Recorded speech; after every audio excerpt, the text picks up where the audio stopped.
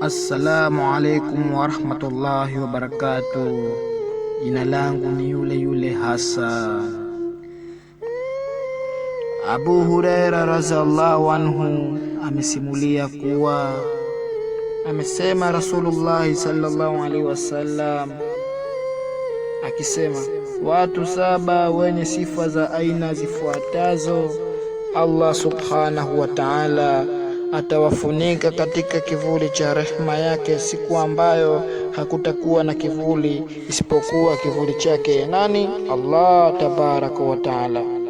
Wa kwanza ni kiongozi mwadilifu, wa pili kijana aliyekulia katika ibada ya Allah, mashaallah.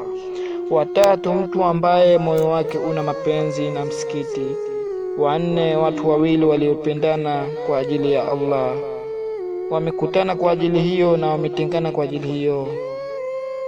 Mtu aliyeitwa na mwanamke anayevutia mwenye nasaba nzuri na akasema, mimi namogopa Allah, siwezi kufanya zina. Huyo ni mtu wa 5. Mtu wa 6, mtu anayetoa sadaka kisiri kiasi kwamba usijue mkono wake wa kushoto nini kilichobeba mkono wake wa kulia. Na mtu wa 7, mtu anayemkumbuka Allah subhanahu wa ta'ala akiwa peke yake, huku machozi yamtiririka machoni mwake.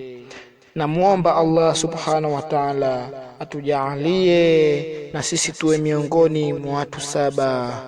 Kama nimekosea naomba munisamehe, mimi ni mwanadamu. Mkono kwa mkono mpaka peponi, kulia na kushoto tumlani shetani. Bye bye.